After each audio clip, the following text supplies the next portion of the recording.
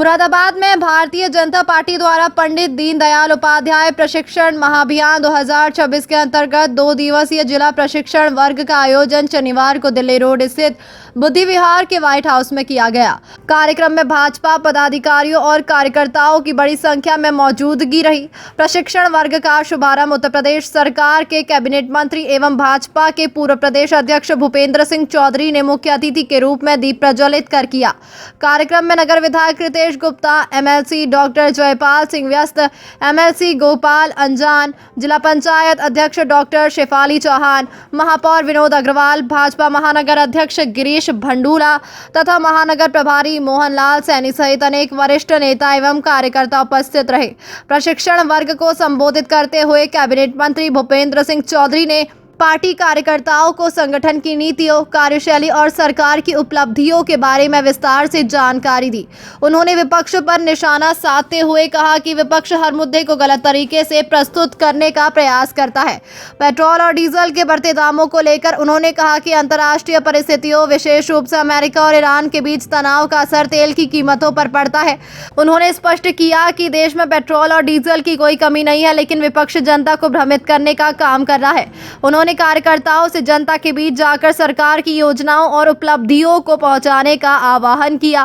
कार्यक्रम के दौरान संगठन को और अधिक मजबूत बनाने पर भी जोर दिया गया। पार्टी की विचारधारा से जुड़े विषय और हमारी सरकारों ने जो काम किए हैं उन कामों को जन जन तक किस प्रकार से ले जाना है, किस प्रकार से नई चुनौतियां उनका सामना हमें करना है, और संगठनात्मक रूप से प्रशिक्षित कार्यकर्ता के नाते हमें अपनी विचारधारा को लेकर आगे बढ़ना है। इन्हीं विषयों को लेकर आज अलग अलग सत्रों में प्रशिक्षण अभियान प्रारंभ हुआ है और मुझे विश्वास है कि हमारे प्रशिक्षित कार्यकर्ता देश समाज के विकास के लिए उत्तर प्रदेश और देश के विकास यात्रा को आगे बढ़ाएंगे।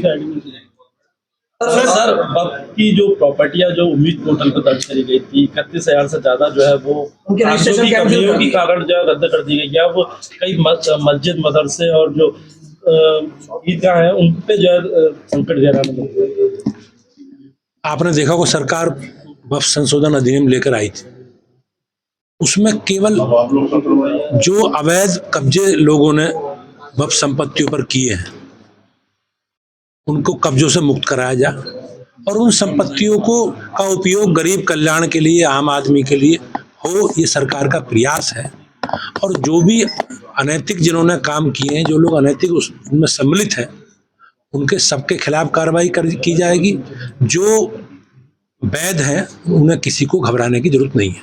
सर, अजय राय जी ने एक अभद्र टिप्पणी की थी, उस पर फिलहाल FIR दर्ज हो गई है और क्या कहना चाहिए प्रधानमंत्री ने? कांग्रेस के लोग, आपने देखा होगा पूरी लीडरशिप कांग्रेस की किस प्रकार से भाषा की मर्यादा एक प्रकार से लांघ रही है और ये कहीं ना कहीं जो उनका चरित्र है उस चरित्र को प्रदर्शित करता है। देश की जनता ने, प्रदेश की जनता ने एक प्रकार से जो कांग्रेस को नकार दिया है, ये कांग्रेस के लोग देश की संवैधानिक संस्थाओं के प्रति और माननीय प्रधानमंत्री जी के प्रति जिस प्रकार से जो इनका आचरण है वो देश और प्रदेश की जनता सब जानती है और आने वाले चुनाव में जनता इस कप का जवाब देगी। सर, बड़ी टिप्पणी कर रही है, पेट्रोल के लेके विपक्ष बढ़ा है, अब भी तीसरी बार रेट्स बढ़ गए हैं, उसको लेके आप मुरादाबाद में आप अगर देखेंगे तो जिस प्रकार से ग्लोबल संकट दुनिया के सामने आया है, ये जो ईरान और अमेरिका का युद्ध हुआ है उससे कहीं ना कहीं पूरे दुनिया की सप्लाई, ऊर्जा की सप्लाई बाधित हुई है और माननीय प्रधानमंत्री जी ने भी देश को, अपने देश के 140 करोड़ लोगों को इस संकट के लिए आगाह किया है।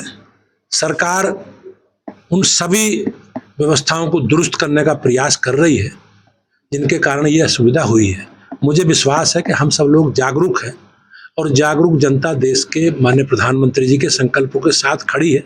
ये बात ठीक है कि ऊर्जा को लेकर ये वैश्विक संकट है और भारत, हम सब लोग मिलकर इस संकट का मुकाबला करेंगे। सर, दूसरा तिवारी वो कह रहे हैं कि अब यूपी से सरकार को खदेड़ने की जरूरत है क्योंकि जिस तरीके की कटौती हो रही है। अब कांग्रेस के नेता इस प्रकार की बातें करें, ये कहीं ना कहीं हास्यास्पद लगता है। उत्तर प्रदेश में कांग्रेस की कोई भूमिका ही नहीं है। कांग्रेस को जिस प्रकार से उत्तर प्रदेश और देश की जनता ने नकारा है, तो ये केवल एक नेगेटिव एजेंडा, नकारात्मक विषय कांग्रेस के लोग चला रहे हैं। लेकिन देश की जनता इनके अब बहकावे में आने वाली नहीं है। देश की जनता सजग है, देश की जनता जागरूक है।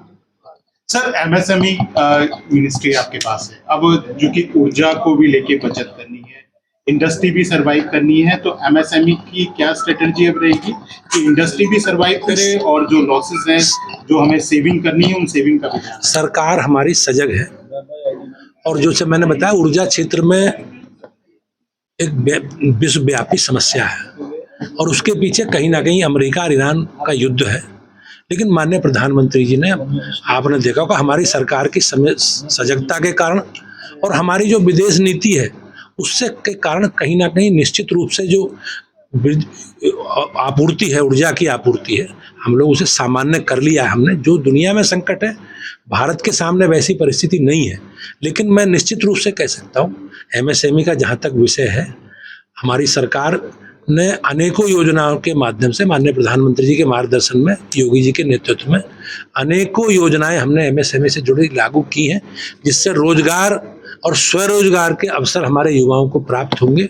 और आज एमएसएमई जो हमारा विभाग है, योगी जी के नेतृत्व में उत्तर प्रदेश की विकास यात्रा का नेतृत्व करेगा।